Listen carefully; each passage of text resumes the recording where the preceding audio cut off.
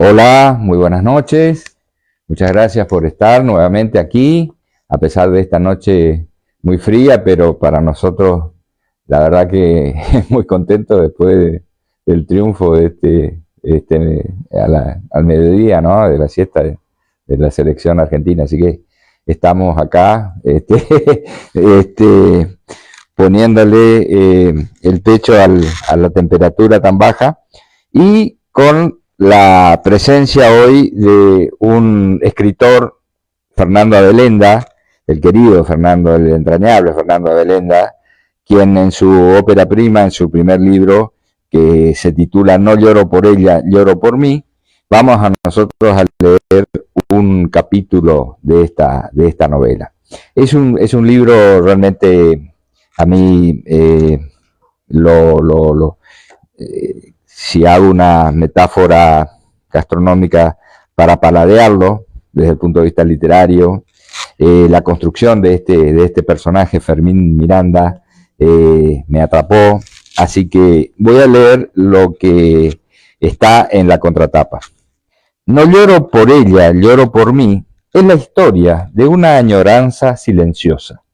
Fermín Miranda, su narrador y protagonista, siente que toda su vida podría estar marcada por un único acontecimiento de su infancia, el duelo primigenio que precede y se refleja en todos los demás, un rescate a manos de su hermana y su madre, que es a la vez un desgarro que forja su identidad y le muestra, sin contemplaciones, cuál es su lugar de pertenencia.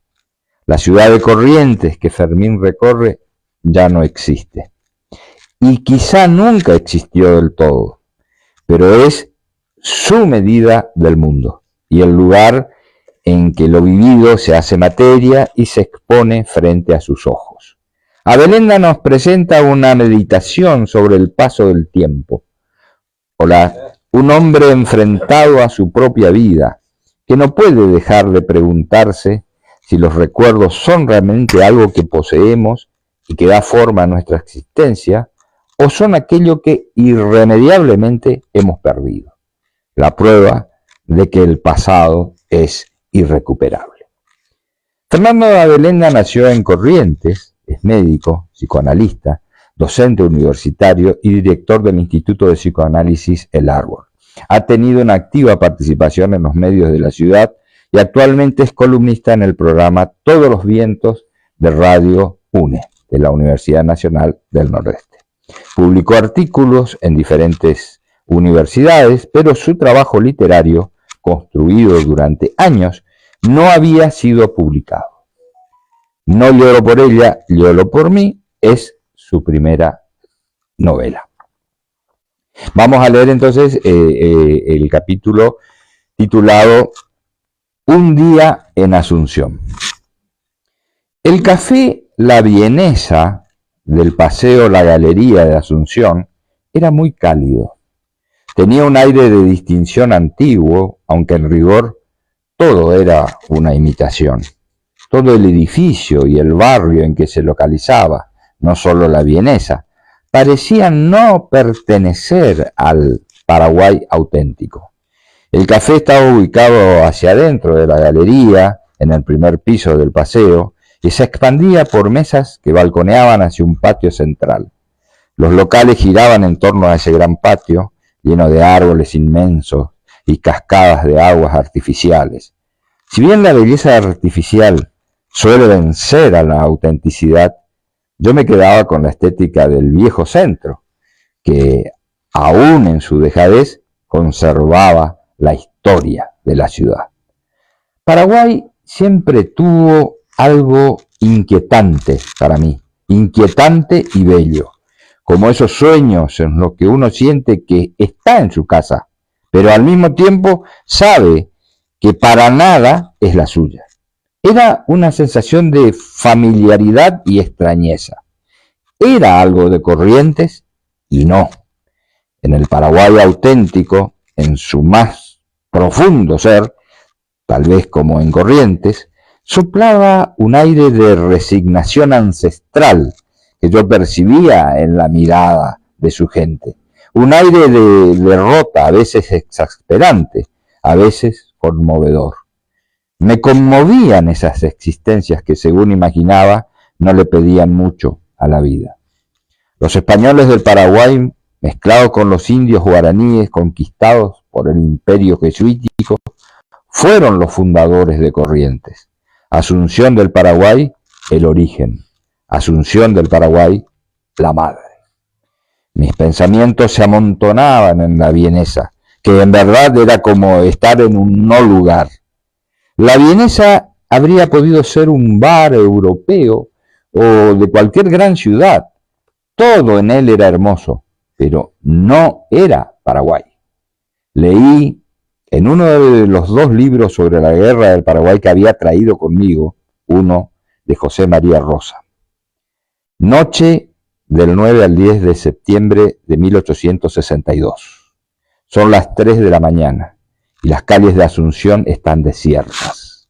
Apenas algunos madrugadores saborean sus mates en los grandes patios andaluces, perfumados de diamelas de las casonas coloniales. Rompen el silencio tropical 5 cañonazos. Acaba de morir el excelentísimo señor presidente de la República, don Carlos Antonio López. La letra del historiador me transportó a aquella época. Respiré su aroma, sentí el respeto hacia la figura de aquel presidente muerto y la admiración hacia su sucesor, su hijo, el mariscal Francisco Solano López. Aquel que, aún derrotado, era para los paraguayos el héroe nacional. Más adelante, decía el historiador, en la mañana del 10, las ceremonias empiezan con el funeral solemne en la vecina catedral, desde cuya cátedra sagrada el elocuente padre Maíz diría el elogio del presidente muerto. Tras el féretro, cruza la plaza su hijo mayor, el brigadier general Francisco Solano, que por pliego de mortaja ha asumido la presidencia interina de la República. Tiene 36 años y hace con soltura y luce con soltura el uniforme de su grado. Había en el relato de Rosa un aire de tragedia en ciernes que me emocionaba. Unos pocos años después se desarrollaría la guerra fratricida, cuyas heridas eran parte de las venas abiertas de Latinoamérica, como diría don Eduardo Galeano. Yo sabía muy poco de historia, pero esta no me era ajena. Argentina fue parte de la alianza que luchó en aquella guerra y yo tenía la impresión de que mi provincia, incluso siendo parte de los vencedores, había quedado atada a la derrota de esa nación. La América del Sur entera en aquella guerra absurda resumió su destino funesto, algo que se repetiría como un signo trágico en la historia de nuestros pueblos, la división. Me dije, una vez más, que los poderosos del mundo sabían introducir en el corazón de nuestras clases dirigentes la máxima imperial: divide y reinarás. Palabras hermosas como libertad, independencia, libre comercio fueron manipuladas en función de la atomización de nuestros territorios. El café que tomaba era un doble expreso. Raro en mí, que siempre elegía el expreso simple, solo que en la vienesa lo llamaban expreso, que era como el ristretto europeo, muy pequeño para mi gusto. El café resultó riquísimo. Cuando llegó L, le comenté, quizás exagerando, que aquel era el mejor café que había tomado en toda mi vida. El mozo se acercó para atenderla y aproveché para preguntarle por la marca. Melita, me dijo. Es de Brasil, ¿no? El camarero dudó, pero acudió al encargado en el mostrador y lo confirmó. Efectivamente, era de Brasil. Sin saber por qué, recordé que la noche anterior, en el menú de un famoso restobar de Asunción, la larga lista de cerveza incluía muchas de distintas procedencias, también algunas de Brasil, pero ninguna de Argentina. Evoqué mi malestar al pensar que aquella omisión era deliberada. La guerra infame, me dije, y el odio selectivo hacia nosotros. Nosotros, que éramos sus hermanos y no los brasileños. Para la gente del Paraguay era imposible odiar a los uruguayos. No sabía muy bien por qué. Sí a los argentinos, a los que despectivamente llamaban curepas. El término era un vocablo que venía precisamente de aquella guerra, ya que al parecer los argentinos usaban unas botas de cuero de cerdo. Curepa o curepí provenía de la unión de curé, piel, y piré, cerdo. Nos tienen por cerdos, pensé. Eso nomás. Poco importaba el origen de la nominación. Sí, hubo una traición dolorosa, fue la nuestra, concluí en voz alta. Tenemos la misma lengua, los mismos conquistadores, la misma historia de la independencia, y es bien diferente de los brasileños. Es lógico que nos odien. ¿A qué te referís? Odio, traición, exclamó L. Estás paranoico. Me parece un poco exagerada tu interpretación. Te sirven un café brasileño, corregí. Bueno, un café brasileño. Sos molesto, ¿eh? Un maldito café brasileño en un restaurante, no tienen cerveza argentina y vos concluís que eso se debe al odio por una guerra que pasó hace 1000 años. 1000 años no, 130 y pico. Si no me equivoco, empezó en 1865. Pero créeme, los tipos no olvidan, ¿eh? Y si bien fueron los brasileños los que tomaron Asunción, barbarie incluida, a ellos no los odian. Es que nosotros éramos sus hermanos, misma lengua, misma religión, hijos de los mismos conquistadores. A ver si entendí bien. Te repito, alzó la voz L. Vas a un restaurante donde te ofrecen cervezas brasileñas sin que haya ninguna argentina. Venís a un café en el que te sirven, oh, tremenda ofensa, un café de Brasil, y vos concluís que todo el Paraguay nos odia. Se rió burlonamente y agregó, y todo por una guerra de hace 200 años. 200 no, 130 y pico. Ya te dije que empezó en 1865 y terminó en 1869. Él frunció el ceño sin decir palabra. Le enfurecían mis correcciones. Tenés razón, le dije yo. No todo el Paraguay, pero algunos paraguayos sí, nos odian. Y no se me ocurre otro motivo que el de aquella puta guerra. Ellos nos invadieron, ¿no? Dijo ella. Sí y no. Bueno, yo no entiendo mucho. Ellos querían ir por tierra a Uruguay, no sé. Yo no sé nada de historia, pero fíjate, Juan Manuel de Rosas, desde el exilio, manda el sable que le había dejado San Martín. ¿A quién? Oh, sorpresa, se lo lega al mariscal López. Es gracioso. Los que son demonios para la prensa argentina, Artigas, Rosas, Perón, el mariscal, son reivindicados por la historia como los que querían una Latinoamérica independiente y unida. ¿Qué tiene que ver eso? Mezclas todo. L tomó una bolsa y extrajo de ella una cartera de cuero. Mira lo que me compré. Todo está muy barato acá. Anda a comprarte algo a ver si se te quita la mufa. La conversación quedó ahí. Pensé que detrás de aquella guerra hubo una mano negra, pero no lo dije. Nunca se sabría a ciencia cierta qué pasó. Algunos historiadores sostenían que intervino Inglaterra, otros que fue Brasil en manos del Imperio de Portugal, y otros que lo determinante fue la ambición del presidente argentino Mitre y los intereses del puerto de Buenos Aires. Asunción del Paraguay era la madre de muchas ciudades, entre las que estaba Corrientes. Fíjate lo que escribe este historiador, tendí el libro hacia ella. José María Rosas cita a Alberdi, que se refiere a Asunción con loas. Es una ciudad donde todos saben leer y escribir. Es muy lindo lo que dice, concedió ella. Sí, y a la luz de lo que sucedió después de la guerra, ese dato lastima.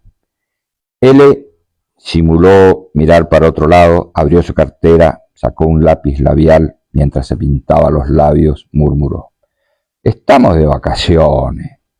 ¿Y? Y nada, que todo tu razonamiento es un bajón. No dije nada. Sí, pero te conozco. Seguro seguís enfrascado en aquella maldita guerra. No, no es así. Sí, es así, te conozco bien. Mañana vamos al centro. Te quiero mostrar la escalinata antequera y el mercado 4. ¿El de las 7 cajas? Sí, ese, al que nosotros llamamos el Petit Rossi, pero es el mercado 4. Me encantó esa película. Es un homenaje al cine de autor, a filmar como se pueda. L volvió a perderse en las tiendas. Yo me quedé. Abrí el segundo libro. Los cadáveres de los combatientes que los paraguayos pudieron rescatar del río fueron envueltos en camalotes y colocados en ataúdes que soltaron en el agua. Se los llevó la corriente entre las aclamaciones de la tropa. Los guerreros del combate de la leyenda, escoltados por pájaros, llevados en andas por las olas, emprendieron la travesía a la inmensidad. Así, con este dramatismo poético, Andrés Valla describía en su novela El Mariscal uno de los momentos trágicos de aquella guerra. Hojeé el volumen para ver si en alguna parte se refería a la batalla de Acosta Ñu, en la que murieron niños paraguayos. No lo encontré. Al salir del paseo de la galería caminamos hasta la avenida España y ahí tomamos un colectivo de línea destartalado. Bajamos en el centro, anduvimos por la vieja calle Palma y luego visitamos la iglesia catedral. Cuando entramos, casi a las 12 del mediodía, un sacerdote que acababa de oficiar misa salía acompañado de unas viejas parroquianas. El sacerdote saludó y aclaró: ya estamos cerrando. Sí, ya nos vamos, dije. ¿Son argentinos? Sí, de Corrientes. Ah, acá cerquita, dijo el cura sonriendo. Aproveché para preguntar cuándo se había construido el templo. Se terminó en 1858, justo unos pocos años antes de la guerra. Miré de reojo a L, constaté que lo que parecía una guerra de un pasado olvidado estaba muy presente en el Paraguay. La Catedral de Corrientes, Nuestra Señora del Rosario, se terminó de construir en 1860, solo 2 años después. ¿Viste? No es casualidad, prácticamente a la vez. Sí, Corrientes y Asunción tienen lazos muy fuertes. Cambia ese tono. Pero yo no dije nada. Sí, dijiste que la guerra era algo del pasado. Yo no dije eso. Dije que vos estabas tratando de amargarte la vida y de arruinar nuestro viaje. Hubiéramos ido a Miami, a alguna playa de Brasil o a Cancún. Igual te arreglarías para arruinarlo todo. Es tu naturaleza. Te quiero, negra. Sí, dale, tratá de arreglarla, sí. Salimos de la catedral y se nos acercó un policía que nos sugirió no avanzar hacia la zona del río. Hay mucha pobreza y no es seguro transitar por ahí. Y agregó: si siguen por esta avenida van a encontrar la casa de gobierno, que es muy hermosa. La casa de gobierno fue la casona del Mariscal López. Al verla sentí algo en las tripas, como si no pudiera ubicar en mi razón el afecto por aquel hombre que había invadido mi provincia. Debía odiarlo, pero no podía. «Pobre no era», dijo L, irónica, señalando la mansión. «Y sí, pobre no, está bien, pero no peleemos». No estoy peleando. Mirá, lo último que te pido es que me acompañes a ver la tumba de Madame Lynch. Ni loca. En serio, Fermín, estás enfermo. Tenés pasión por todas estas cosas lúgubres. Me reía a carcajadas. Él tenía ese pragmatismo que me enamoraba. Esos pies en la tierra que a mí me faltaban. Volvimos en un taxi al hotel donde nos hospedábamos. Por eso estoy con vos. Vos sos mi salvación. Ya está bien, te prefiero lúgubre a meloso. Al día siguiente convencí a L de ir conmigo al cementerio de la Recoleta. Te voy a acompañar, dijo, pero yo me quedo en el auto. Aguantame esa locura nomás. Me enteré de que trajeron sus restos mortales, que antes estaban en el Père Lachaise de París. Creo que fue una reparación histórica. Salimos del hotel de Villamorra, puse en el GPS la dirección del cementerio y seguí al pie de la letra lo que la voz femenina me indicaba. Fuimos por la avenida Mariscal López, un largo trecho, y luego de varias vueltas llegamos a un lugar tétrico. El entorno era paupérrimo, con aguas servidas en las cunetas y algunos puestos con techos de lona, abandonados. Detrás de una gran puerta enrejada, los nichos de los muertos, oscurecidos por la mugre y el avance del musgo. Cuando frené el auto, la voz del GPS sentenció: «Has llegado a tu destino». El lugar al que nos había conducido la voz femenina resultó no ser la entrada principal, sino, según me informó una niña que andaba por ahí, la puerta 7, que daba a los fondos del cementerio. El «has llegado a tu destino» resonó como algo siniestro y a la vez gracioso. Él no perdió la oportunidad de mirarme con reprobación. No solo lo que se veía detrás de las rejas era tenebroso, sino que el entorno resumaba olores pestilentes. Me apuré a hacer unas maniobras bordeando el paredón para encontrar al fin la puerta principal. «Esto es otra cosa», dije al llegar. «No te engañes», respondió él. «Acá todo es feo. Hacé lo que viniste a hacer y listo. No trates de convencerme. Yo me quedo acá». Salí del coche, me acerqué a un señor mayor vestido con un delantal gris que me informó cómo llegar a la tumba de Madame Lynch. Caminé hacia el lugar. El mausoleo no era pequeño, pero tampoco muy grande. Las rejas blancas de los portones lucían unas artesanías en forma de ñandutí. En el techo del panteón habían construido una escultura en mármol de Madame Lynch. Todo el sentimiento lúgubre, aquel destino fatal de la puerta 7 y los nichos sombríos se disiparon para dar lugar a la admiración hacia esa construcción austera en homenaje a la mujer. Varias personas, no muchas, se agrupaban frente al mausoleo. Una chica joven se acercó y sin mirar me dijo: «Pensar que esta mujer enterró con sus propias manos al mariscal y a su hijo Panchito». No sabía, me espanté.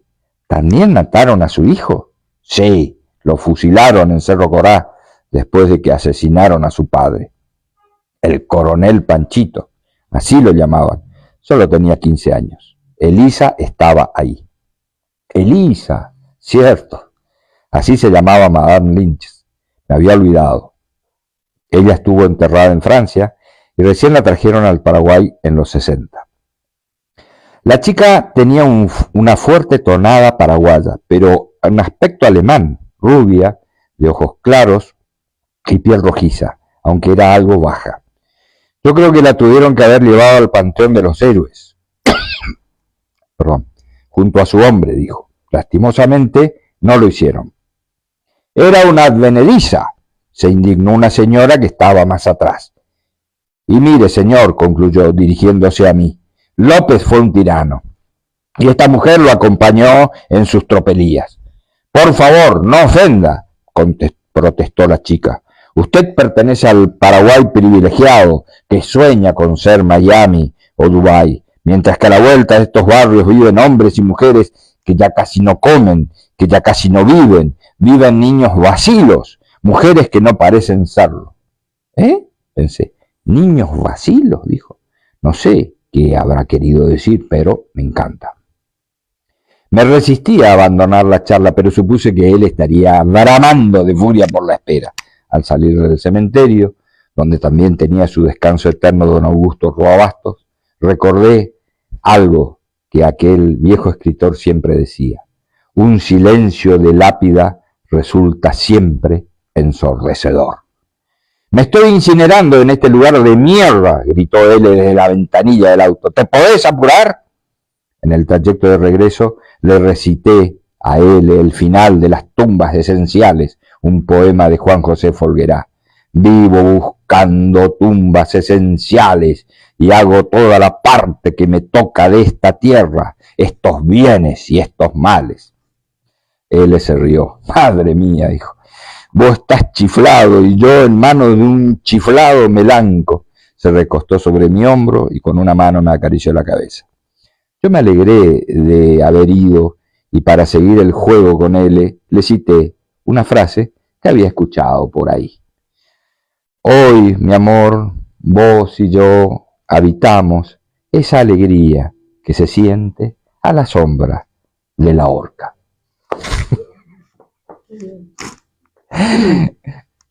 Muy lindo, muy lindo. La verdad que es muy ágil, muy bien escrito. Por supuesto que la primera impresión que me dio es, me remite a Proust, ¿no es cierto? A Swann, cuando él está en un café, bueno, con la Magdalena y bueno, todo el recuerdo que se le viene, ¿no?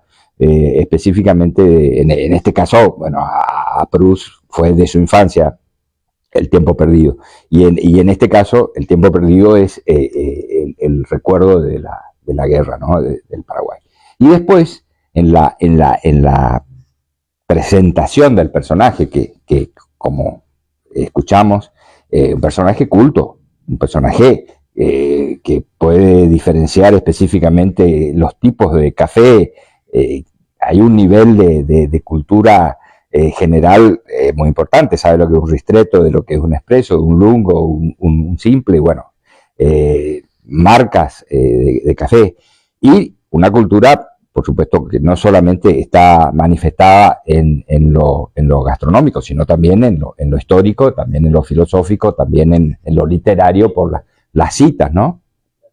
Las películas, y eso me remite a dos personajes. Uno es Horacio Oliveira, el famoso personaje de Rayuela, ¿no es cierto? Con su relación con la maga, en este caso sería la relación con L, ¿no? Que son prácticamente dos personajes contrapuestos, ¿no? El intelectual por un lado y la mujer que tiene otra visión de la vida absolutamente diferente de la de él, ¿no?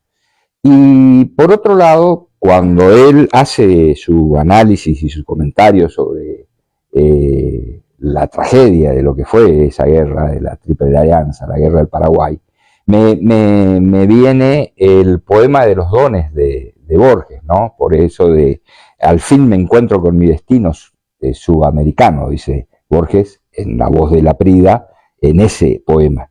Y para mí, como que Latinoamérica sella su destino en esa guerra y al fin se encuentra con su destino sudamericano a partir de esa guerra. Divide y reinarás, dicen los poderosos, ¿no? Es muy interesante cómo él va mostrándonos y enganchando sus recuerdos, los lugares donde visitan, van a un lugar que es emblemático en Asunción, ¿no es cierto? El Mercado 4, ¿no? El Mercado 4. Bueno, ahí ellos hacen una referencia a Las Siete Cajas. Las Siete Cajas es una de las pocas películas que se filmaron, digamos como en vivo y en directo, casi sin extras, de una película de autor, como dice el personaje, en el Paraguay, en el año 2012, no hace mucho tiempo, y se filmó ahí en ese lugar. Muchas gracias por seguir y nos vemos en el próximo encuentro.